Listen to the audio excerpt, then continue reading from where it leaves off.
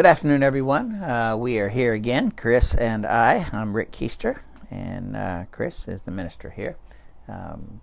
Chris French at the Rome Church of Christ. We are engaged in a study of John Clayton's Does God Exist materials. These are a literal treasure trove of ammunition against, we'll call them the naysayers.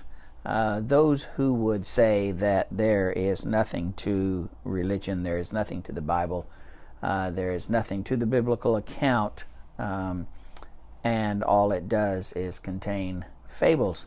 And our faith is based on an account that is a really old book written by human beings.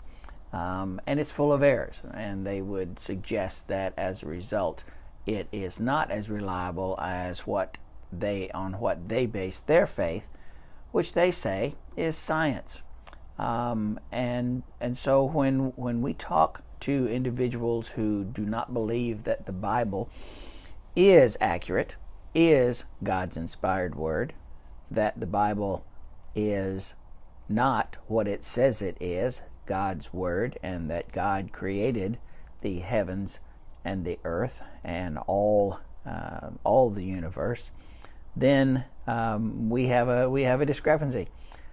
And what they would like to say is that theirs is based on science, ours is simply based on faith. And so this study that we are currently engaged in is an attempt to show that science is not the enemy of religion or the Bible, nor vice versa, that we can derive evidence from our universe, from our planet, from our solar system, that God indeed did create these things, and that He set things in order so that we would be able to have this kind of evidence, that there is testimony to what we believe, that there is evidence, scientific evidence that we can look at.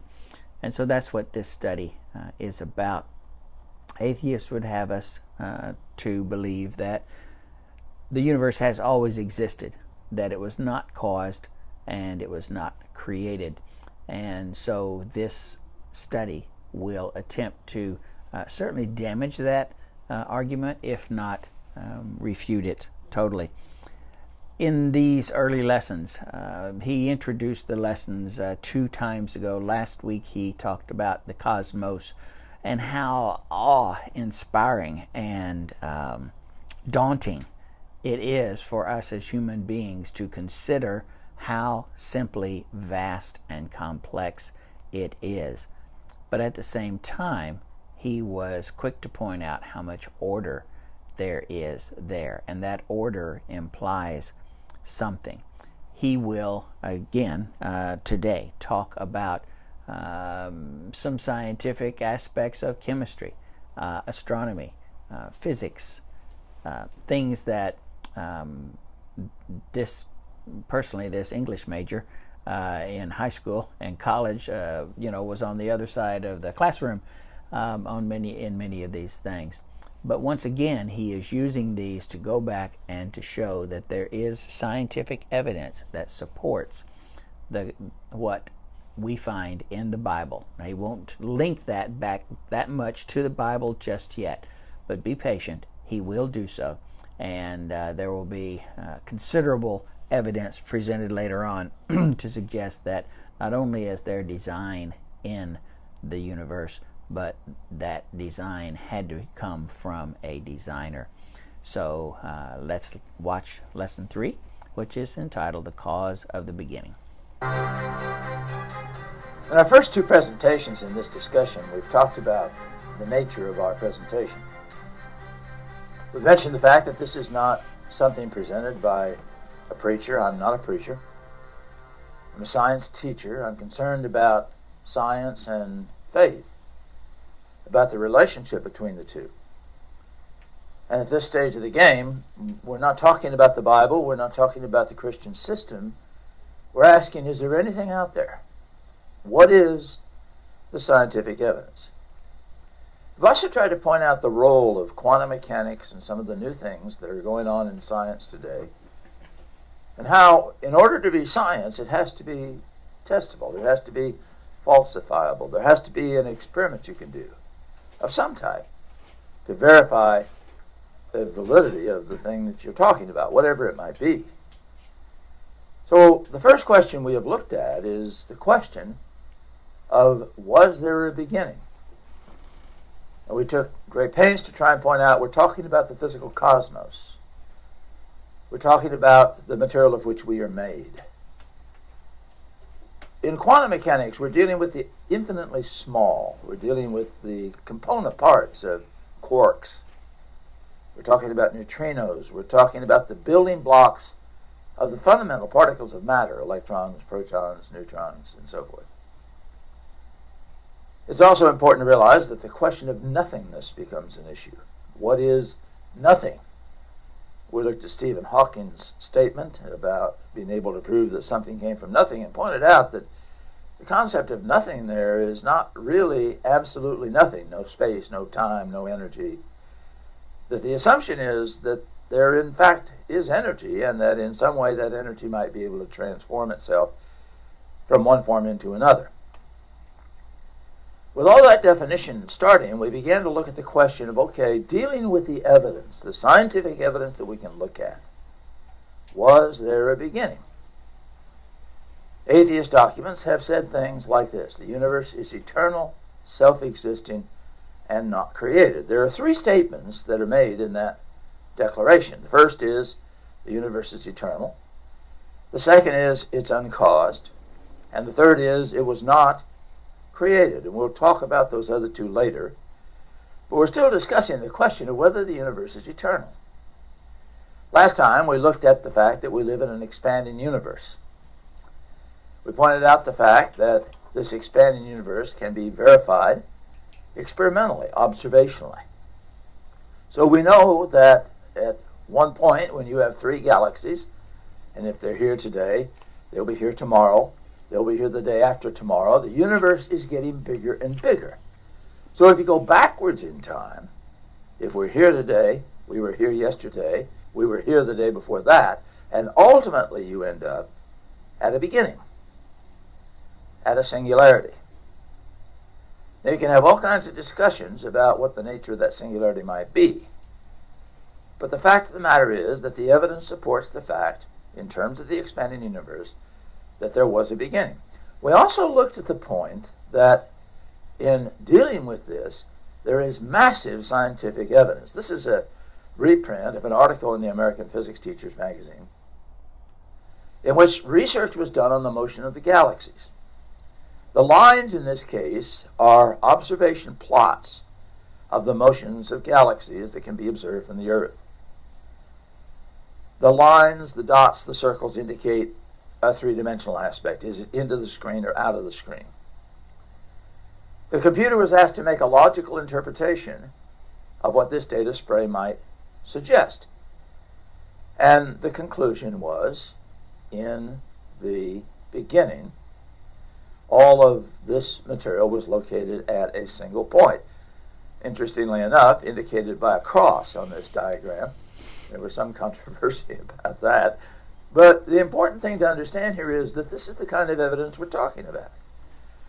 We also talked about the fact that the proposal in the past that we live in an oscillating universe, one that expands and contracts and expands and contracts and expands and contracts indefinitely, has come into great difficulty with modern observations. We now know the cosmos is accelerating. It appears that that acceleration is a positive acceleration. It's not the instantaneous burst. We're too far along for that to be the case. So the concept of the universe collapsing, as this diagram suggests, is not really a rational alternative. There was a beginning, the expanding universe suggests. This is an interesting diagram. It's actually a cover of the American Atheist magazine some years back. And it points out something we also discussed in the second presentation.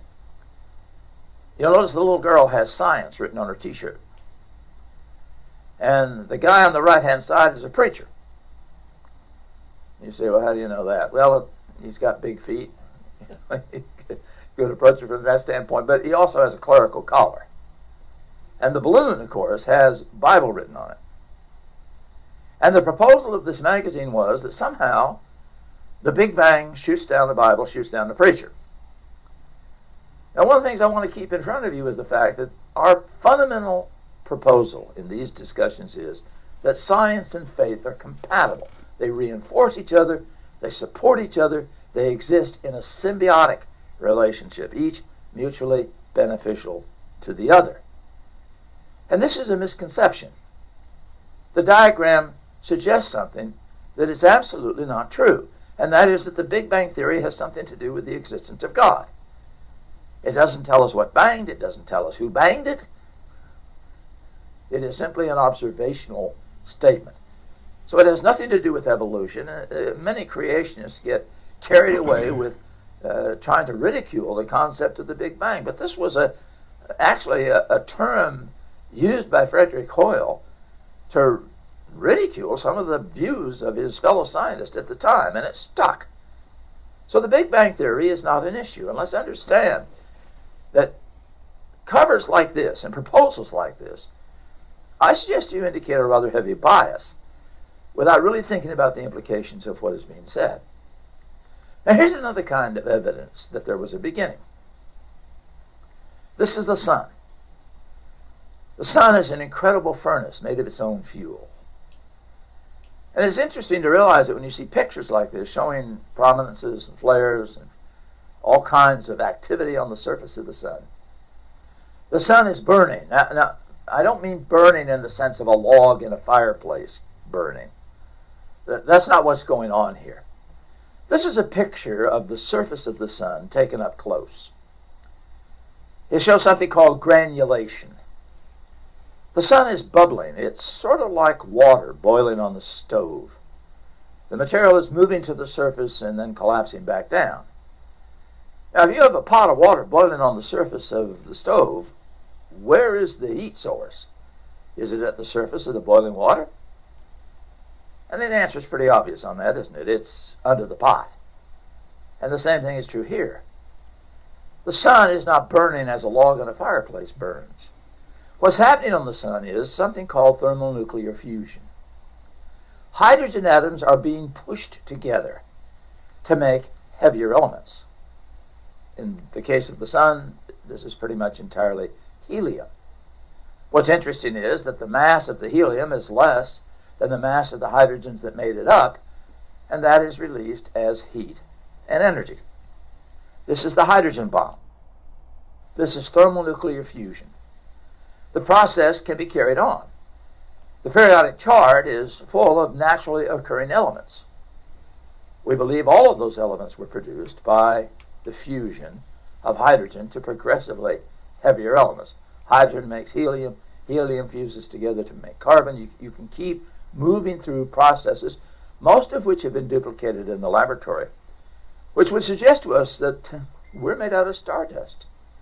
That this is the process by which the heavier elements that make up things on the earth and which make up us have been produced. What's interesting here is that hydrogen is a non-renewable source.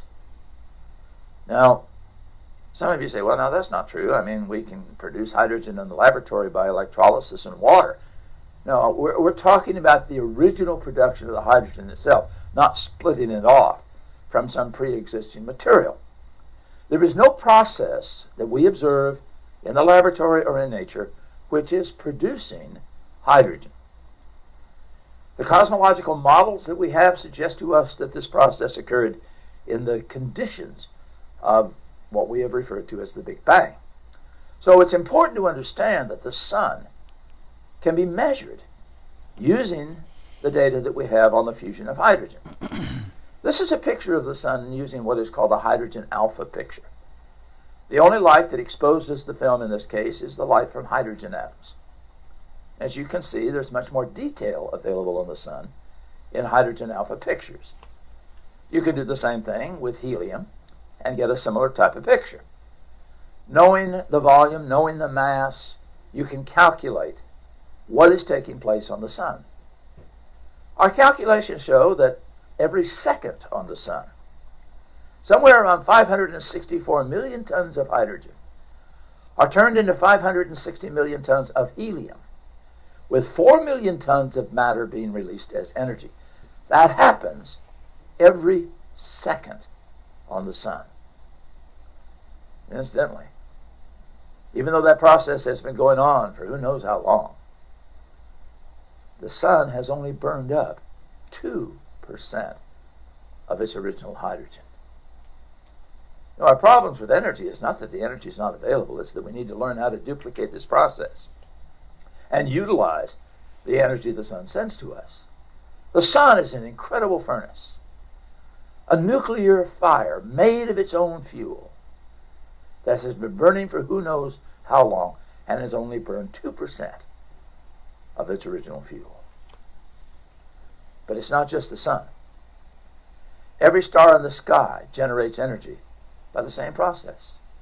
When we look out into space and we see things like exploding galaxies, and we still don't understand everything that's going on in these processes, but we know hydrogen is the starting point for all of these reactions that we see in space.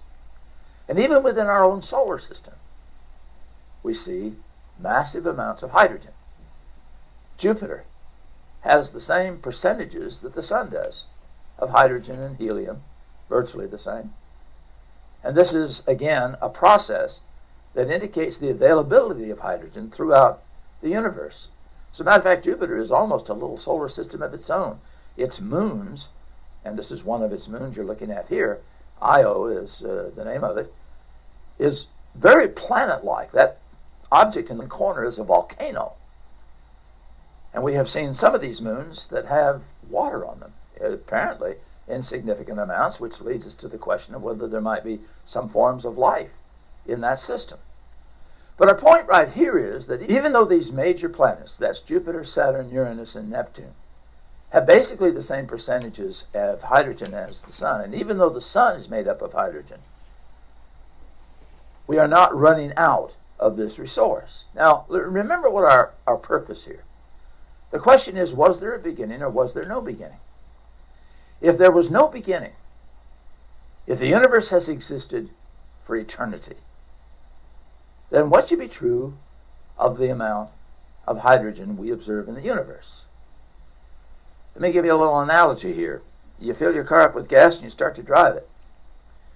And you drive and you drive and you drive and you don't want to stop at a filling station because of the high price of gasoline. But if you keep doing that, what will eventually happen? Well, we all know the answer to that, don't we? You're going to run out of gas. We all understand that if you're going to drive the car, you've got to put gas in the car over and over and over again. I have some kids that don't understand that, but most of us understand that. Now think. If every star, if every galaxy, if every protostar, every planetary system like Jupiter, if all of these celestial objects are turning hydrogen into heavier and heavier materials, and if that has been going on forever, how much hydrogen should be left in the creation? And it's just like the car, isn't it? We would have long ago run out of gas. But the fact is that the sun still has 98% of its original fuel. The fact is that when we look out into space, we see glowing clouds of hydrogen everywhere. When radio astronomers turn their radio telescopes out into space, they pick up the hydrogen 21 centimeter spectral line everywhere they look. The universe is full of hydrogen. And that could not be unless there was a beginning.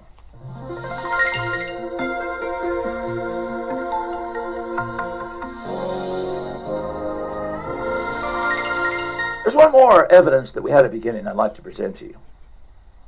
And this is known as the second law of thermodynamics. In any closed system, things move towards a condition of disorder. Let me give you a silly example. We had a little girl that we moved into a room when she was born. Her name was Wendy. And when we moved her into the room was perfectly in order. The bed was made. The bureau had all of her diapers in it. Everything was hung neatly in the closet and on the wall. The room was in perfect order.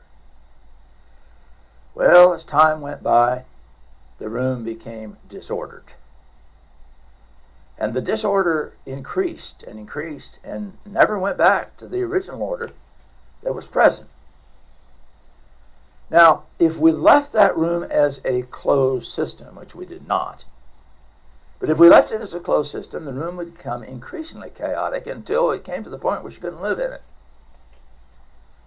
Now, we said in any closed system, a closed system is a system in which no organizing energy can be added from the outside. In this case, the external source of organizing energy was her mother. So it wasn't a closed system anymore. It's interesting to realize in this rather silly example that the second law of thermodynamics is fundamental to everything. Our bodies obey the second law of thermodynamics. As we become older and older, and you can see that looking at yours truly, things become disordered. Hair follicles don't work the way they should. Teeth disorder and have to be replaced. Your body is moving towards something called death. In astronomy, we talk about heat death because stars do the same thing. They start out in a highly organized condition, and they move eventually towards a condition known as a black hole, which is totally disordered. We even have evidence that subatomic particles obey the second law. In any closed system, things move towards a condition of disorder. Now, before I go any further here, let me point out to you that the Earth is not a closed system. The sun sends energy to the Earth, and sometimes increasing order is seen in things on the Earth. The classic example, perhaps, is photosynthesis. Plants take very simple materials, carbon dioxide, water, etc., and make very complicated molecules, sugars. When people try to apply the second law to something like evolution, I believe it's a misapplication, because the Earth is not a closed system. And you can talk about what is more likely probability-wise and perhaps make some arguments that way, but I think it's a rather poor application of the second law. If we believe that the universe, as Carl Sagan once said, is everything that ever was or is or will be, if in fact we accept the Big Bang hypothesis, then it is definitely a closed system. There is nothing being added to the cosmos we observe that is approving the order of the cosmos as a whole. So it's a closed system. Things move towards a condition of disorder. And if the universe had been here eternally, it would be totally disordered. Now, I want to point out to you that there are many other arguments that could be given to show that there was a beginning. We've looked at three very simple illustrations. But this is common experience. This is something we can observe. This can be experimentally verified. The atheist assumption that there was no beginning is not justified in terms of the available evidence. And I believe that the reason that atheists would like to suggest there was no beginning is because it eliminates a problem for them. The problem being that if they admit a beginning, they have to deal with the question of cause. Now, many atheists will say, well, I believe there was a beginning. Well, then the question becomes immediately, all right, if you admit there was a beginning, then what was the cause of the beginning? We started out saying we are assuming you exist. We're assuming reality. We're assuming the physical universe is real and our experience is real. And as I said to you, if philosophically you're unwilling to accept that, then all of science, all of our discussion goes out the window. So we're assuming that the universe does exist, and we have shown that there was a beginning. Now the question becomes next, so it's either not caused or it's caused. And by the way, in recent years there's been a very slick atheist argument on this, because people have said, well, how do you know that something can't come into existence out of nothing by some weird new process we know nothing about, which invalidates all known science? Now again, we're talking about evidence. And the quote in the first presentation that we made about Stephen Hawking is in this particular area. If you suggest that something can come from nothing, whether it's some process we haven't understood in the past or not, then everything known to modern science is wrong. If something can come from nothing, then the law of conservation of matter energy is wrong, which means everything in chemistry is wrong.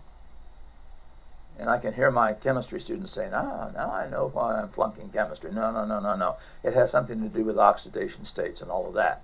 If something can come from nothing, then the law of conservation of angular momentum is wrong, which means everything in classical physics is wrong. If something can come from nothing, then the law of conservation of electric charge is wrong, which means everything in electronics is wrong, and your computer doesn't work. Now, your computer may not work, but that's not the reason. All known science goes in a trash can if you accept the proposition that something can come from nothing. We're talking about evidence here. We're talking about what we can observe, experimentally verify. To suggest that something can come from nothing, invalidating all known science, is not listening to the evidence, is not looking objectively at the things that we know to be true in the physical world. And even in quantum mechanics, there are no violations of these principles. The problem is, as we pointed out in the first video, that you become entrenched in things that have to do with multiple dimensions. And we'll talk more about that later on. But this is just another suggestion that there, in fact, was a beginning, and that the beginning was caused. And suggesting that somehow we may learn something in the future that will change all this is to assume that all of our previous knowledge of science is invalidated. I suggest to you that that's not reasonable, but when new evidence becomes available, we're all constrained to look at it and see how it fits whatever we believe is true about the cosmos as a whole. We had a beginning. The beginning was caused. The last question we want to propose in this series is, okay, what was the cause? What was the nature of the cause? May I suggest to you there's two fundamental possibilities. Possibility number one is that it was caused by something that is not personal. This would be a reliance upon chance. It would have to be something that has no intelligence. There's no mind directing it. It has to be a situation where there is no purpose in the creation. I think a great argument for the existence of God is the fact that if we believe in God, there is a purpose in our existence, and we will talk about that later on. But that's one of the properties that you have if you assume a non-personal cause to the beginning. You're suggesting that chance is the mechanism of the situation, that everything has happened by some type of accidental process. Now, you can say, well, there are natural laws which restrict the range of this, and I wouldn't argue that you can make a model of that type, but you're still relying upon chance as the vehicle to do the process. I want you to take a look at a statement, and this is from a college book known as River Out of Eden by Richard Dawkins, one of the foremost atheists of our day and time. I want you to notice what he says about this. In a universe of blind physical forces and genetic replication, some people are going to get hurt and other people are going to get lucky, and you won't find any rhyme or reason to it, nor any justice. The universe we observe has precisely the properties we should expect if there is at the bottom no design, no purpose, no evil, and no good. Nothing but blind, pitiless indifference. DNA neither knows nor cares. DNA just is. And we dance to its music. Eloquently said, the atheist viewpoint on the cause of the creation. We're going to deal with many of the statements he has. I'm not sure that a person who has lived in the real world can suggest there's no such thing as evil. But we'll talk about that later on. The question is, does this statement mathematically hold? It's not just college kids that get exposed to this. Take a look at a junior high school level book containing a quote by Julian Huxley. As we read this, I want to ask you to think about, is this a statement of science? We are as much a product of chance as is the falling of a stone to earth or the ebb and flow of the tides. We have just happened. And man was made flesh by a long series of singularly beneficial accidents. Is that a statement of science? Or is this a statement of personal philosophical ideology? We'll talk about that, because our next discussion will be the question of design. Is there design in the creation? If so, there has to be a designer. Is there planning in the creation? If so, there has to be a planner. Or can we rationally and logically and mathematically believe that everything we see, everything we experience, everything we are is a product of chance? I'd like to suggest to you that we have printed material on these subjects. They can be obtained on our website, or they can be obtained by writing us and requesting them. What I have tried to present in these first 3 presentations is in a little booklet which is called The Practical Man's Proof of God. That is on our doesgodexist.org website, and you can print it off if you wish, or you can contact us and we'll be glad to mail you a copy. I'm doing a lot of quoting here and making reference to a lot of people who have written in these areas. And if you would like a copy of our bibliography, and we update this regularly, you can contact us and we'll be more than happy to mail you one. Again, it is available on our websites. And we have a number of websites.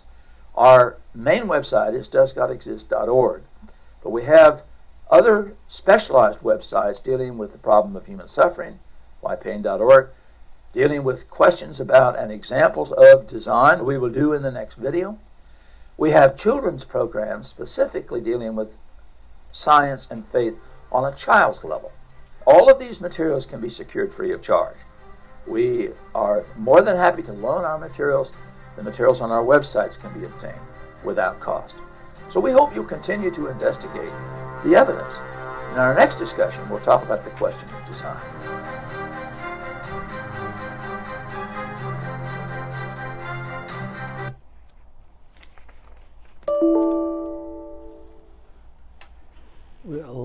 We'll let Chris adjust things here and get our camera around on the other side of the table so that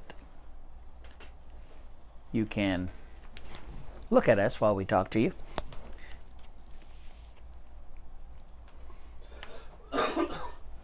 When I was a high school teacher, I majored in English and speech, and so I taught speech classes, and part of the speech classes that we had was looking at various forms of public speech, and one of those forms was debate.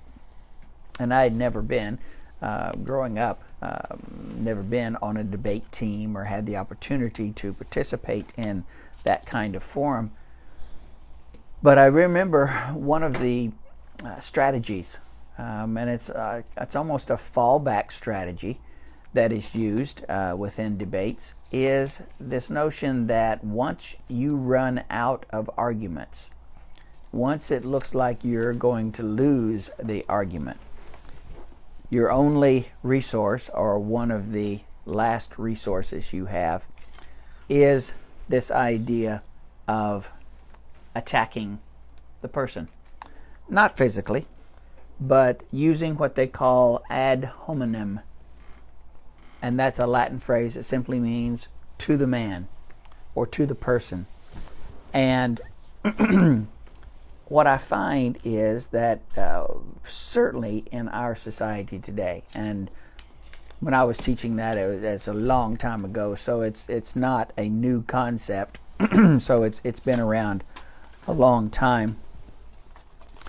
Those who take science as their God, and we believe in science, and as Clayton says, the science and the science and the Bible are compatible. If not, then one of them is wrong, and it's very easy for others to point to the Bible and say, well, obviously that's the one, because science is things that we can observe and prove. But I find that a lot of times people, when they can't make an argument that is convincing enough, will resort to demeaning the other side. Every conflict also has the attitude, or should have the attitude, that you should have what's called unconditional positive regard for the other side. If you're ever going to get past a conflict and these debates about where we came from, the creation of the universe, and a God is a creator and design, and all of that is a conflict. There are incompatible views on either side that can't be joined. So it's not that we're going to come up with a creative solution like you do in conflict resolution to get past the conflict. We have to decide which argument is correct, because they are incompatible. And I find that so many times that those who are in opposition to religion and opposition to the Bible speak so profoundly and adhere so strongly to the scientific process, the observable evidence, the testable hypotheses, and things of this nature that they would ordinarily rely on for establishing even laws of science. But when we get into this realm of where we came from, was there a beginning? Have we always existed? It's not easy to test those things. Now, John Clayton is going to do the best job I've ever seen of providing us with as much evidence as we can get as non-scientists to arm ourselves. But it is amazing how often scientists will abandon their theology of science and yield to something like he mentioned there at the end. What was that junior high science textbook? We are simply the result of a long list of significantly beneficial accidents. They can't point to those accidents. They can't show us verifiably how those things took place, those positive mutations that they will talk about. Yet, in every other way, they demand evidence and proof, and so they are inconsistent. And the point that I started to make was this, that many times they will put you down as a way of making you feel like you're not scientific. You're not smart. You're not smart. You don't know what you're talking about. And they may throw out some theories or something that you've never heard of, which illustrates their point, supposedly, that you don't know what you're doing. They will resort to name calling. Well, first of all, they will use sweeping generalizations like that long list of significantly beneficial accidents. Okay. Show me that list. Yeah, show me that list. It's pretty long. Show me one of those accidents. But they'll use sweeping generalizations and make the assumption that those are automatically true. And if you don't believe them, then you're just an idiot. What is wrong with you? And then that gets into the name calling. They will refer to you as a Neanderthal, which is you caveman ignorant. You're a flat earther. You are a denier of some sort, a science denier, and you see that out there a lot today. You are phobic. If you speak against something that they feel is okay, but the Bible doesn't say is okay, then you are a fill-in-the-blank phobe. You fear that instead of just have a view that the Bible says that's a condemnable act. It's a condemnable lifestyle. Not only that, they will go beyond the phobic stage and they will say you are a hater. They transform your abject fear of something that you don't understand or can't comprehend and say that you are a hater.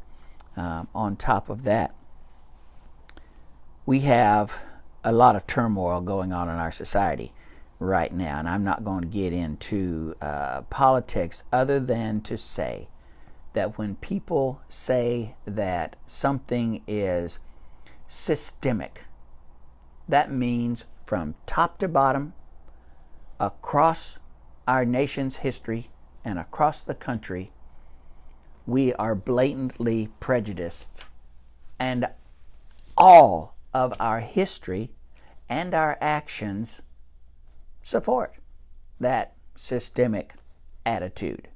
Even to the point yesterday where I heard somebody is defending or proclaiming that we should not teach history anymore because it's so corrupted by the people that have written it and recorded it. Defunding the police, attitudes that are just really aberrant behavior, if you ask me. It goes way beyond unwise. It's irrational, and you can't. It's hard to justify it, but yet we have city councils all over the country who are moving in that direction. That's all of the politics for the moment. But I did want to mention another point. Along with that haughtiness that those who would profess to be probably more enlightened than we are, they have seen the light. They have an understanding that we don't because we're so blinded by our faith. They will, again, as I say, denigrate. Paul tells Timothy, let no man despise your youth. Now, Timothy was not a child. He was a young man. He was a young preacher, probably somewhere in his 20s, maybe even 30s. But for him to go out as Paul's emissary, traveled with Paul a lot, and then Paul would leave him in a particular location and move on to someplace else, and Timothy would join him later, was quite a challenge for a young man like Timothy. But Timothy had God on his side. He had the training that he had received with Paul. Timothy was inspired more than likely, just as others were. And so Paul said, just because you happen to be younger than the average apostle out there or evangelist, don't let people put you down for that occurrence, that situation, that circumstance. And what I'm saying to you is, arm yourself with this information. Go back and look at these over and over again if you have to. As I said, I forget some of this stuff, much of this stuff, and I have to listen to it over and over again. Arm yourself so that when people try to put you down for your lack of understanding of science, you blow them away with your understanding of science. Start quoting some of the things here, and you will see how quickly they retreat from that superior, haughty attitude that they have, and in putting you down. It's kind of funny. Science is built on the necessity of being able to replicate and experiment. Evidence, absolutely, hard evidence. Right? He brought that up in the video, and he's spot on, right? I mean, if that's what they're doing with the virus right now, trying to test out a vaccine, and if it kills it once, great. Are we going to put it out in mass production at that point? Of course not. It's going to have to kill it time and time and time and time again. That's the way science works. Across the board, every time, all the time, that's the way it works. Except with the beginning of the universe. Like, that's what they want you to buy. Yeah. Is that these are the rules. This is how science works every time. We're so smart. This is the way science works. You have to be able to replicate it. We have to be able to tell you exactly how it worked, except that first time, except at the beginning of the universe. And we don't have to replicate that. We don't want to talk about that. It's just a big accident, really. And what I liked was the statement that it had a beginning and it had a cause. It wasn't God, but it's a cause that we don't know what it is. Right. We just haven't discovered it yet. And so when you appeal to what you don't know as evidence, I think you're in a losing battle there to begin with. I was reading an article this morning or yesterday morning, and it had to do with the transgender issue. And again, I'm not going to get into politics, but I want to make a point about research. One of the things I've worked with doctoral programs, chaired departments that had a research component, research faculty in it. And one of the things that when you go through that level of training, especially at the doctoral level, you learn how to conduct research. That's one of the outcomes of the program. And if not only that, but you learn to test research, to look closely at research, and to find out whether or not the conclusions that those researchers say that their research produced are actually conclusions that should have been drawn by their research. And the article said that they came out as some people from Sweden said that when people who have gender dysphoria, not knowing what gender they are or not feeling like the gender that they were born with is the one that they should be, and that is all over the world right now. They conducted experiments, or not experiments, but they followed people, those who had gender dysphoria and did not undergo gender transformation surgery versus those who had gender dysphoria and did undergo the gender transition surgery. And they originally said that their conclusions were that going through the surgery reduced the amount of anxiety, or the times that the people that underwent anxiety reduction psychotherapy or whatever. Well, come to find out that the pool that they originally drew from, by the time they got down to these two groups that they were studying, that conclusion was based on only 19 people.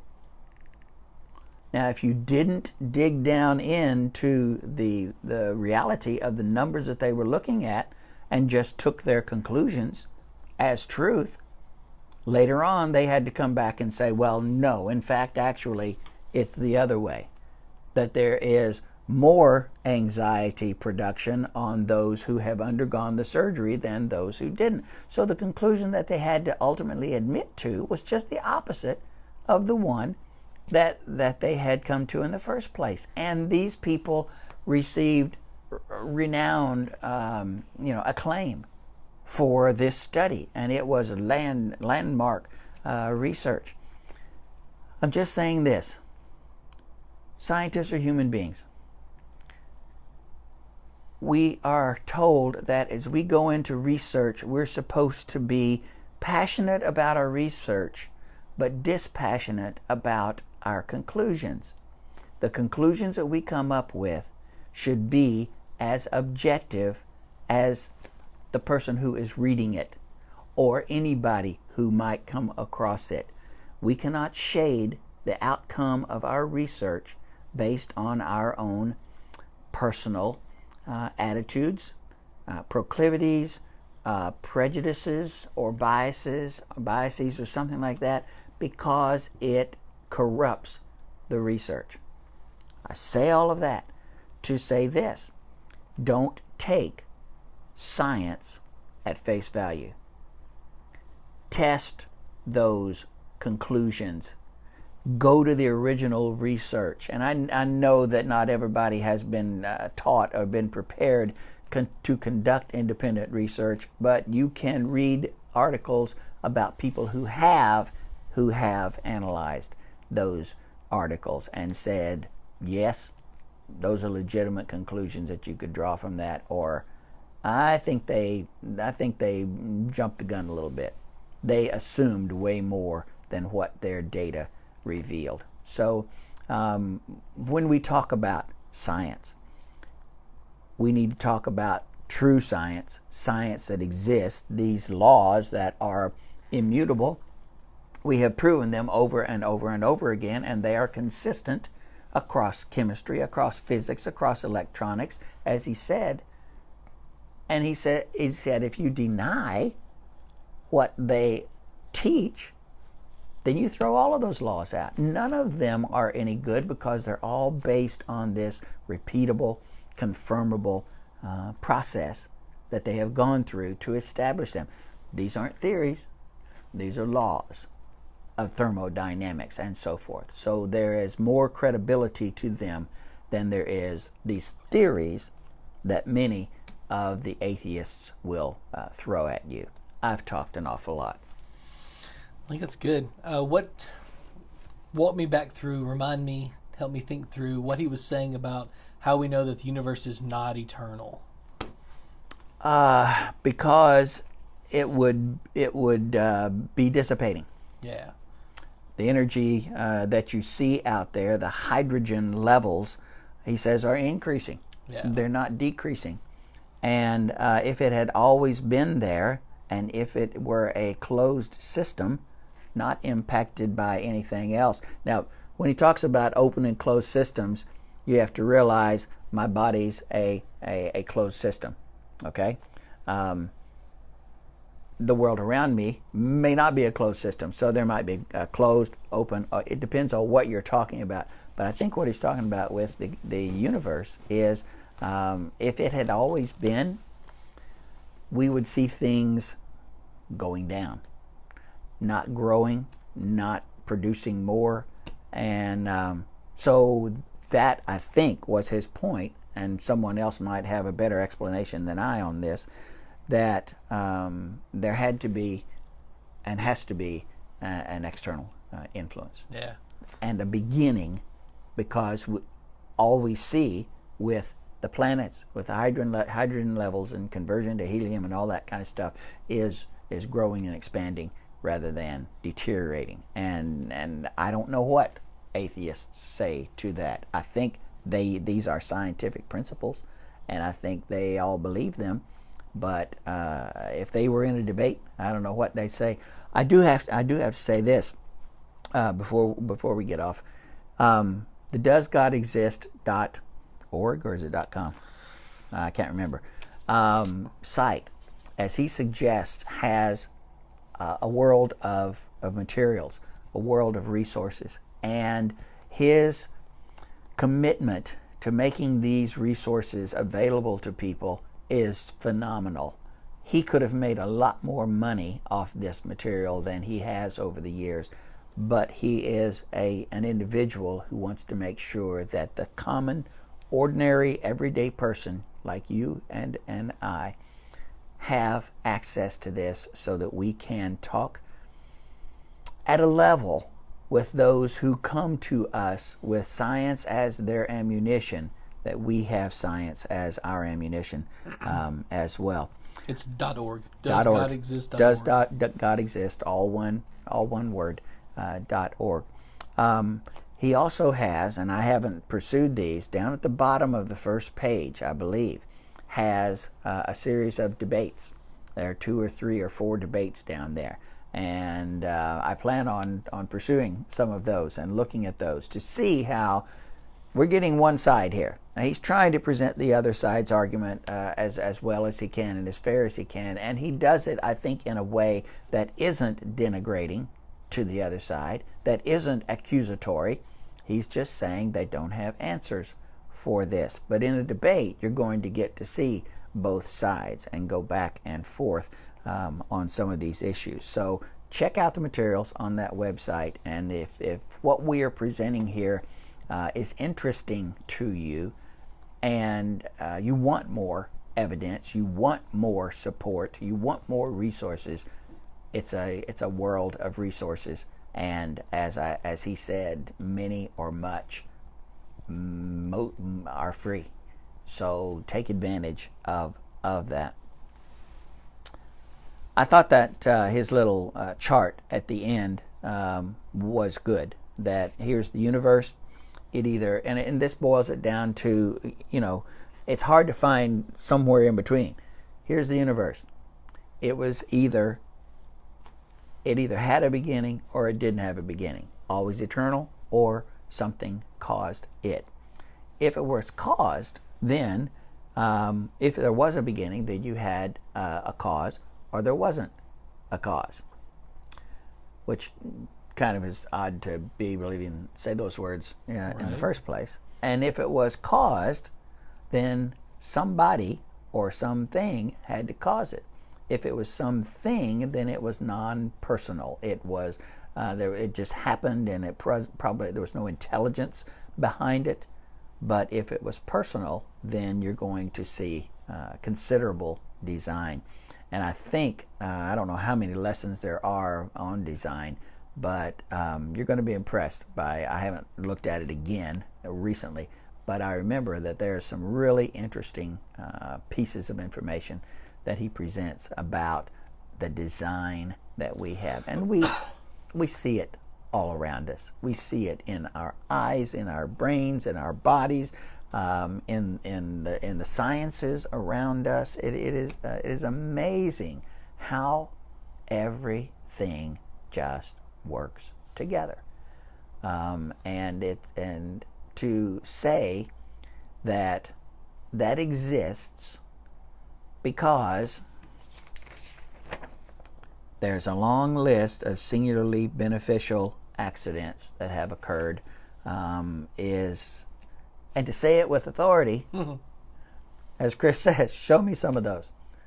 Show me one of them, and people will when he's going to talk about evolution in a later or a couple of lessons later on, and he will say evolution takes place, change in organisms takes place, but not the evolution that they claim occurs or supposedly occurred to get to where we are now. And that's the other thing. For scientists to be so adamant, hard-nosed, straight down the line on making sure that you have verifiable evidence, that your conclusions from what we can see and what we can conduct research on has to be there and testable, and hold people to very high standards for such. To be able to say, well, we don't have all of the links, but we know they existed because we had this over here and we have this over here, and this is obviously more advanced than this, so there must be evidence in between. That's a gap. You can't say that this grew into this simply because this is more advanced and this is less advanced, and they both have cells. There must be these missing links in between, and yet scientists, atheists will back off of the extremely high standards they have, where every other aspect of what they study and believe is undergirded by. But for evolution, they say, it's just there are things there that we just haven't found yet. Evidence of an agenda. Yep. Feel free to shoot us questions or make comments. We'd be happy to share those comments with folks, or you can just share them on Facebook, and the people will see them. We're happy that a number of people are watching these lessons, and I'm even more happy that you are gaining evidence, that you are gaining support for the hope that lies within you. And I'll just close with that passage, 1 Peter 3:15. Paul said to Timothy, don't let anyone despise your youth or make fun of your youth or put you down for your youth. Peter says, always be ready to defend the hope that lies within you. This is an effort to do so, to provide you with that evidence, that ammunition that you need so that you can defend your hope. If you want to listen to us again, listen to the lesson again, or send it over to a friend, it'll be archived right here on our Facebook page under the playlist Wednesday class, or Does God Exist is the playlist I put it under, and it's also on our YouTube channel, and it's on our podcasts. So you can jump on Apple or Spotify podcasts, or you can even call 304-278-0763, and you can listen to this lesson and many more on all those channels. Thanks, guys. We'll talk to you next week. Thank you.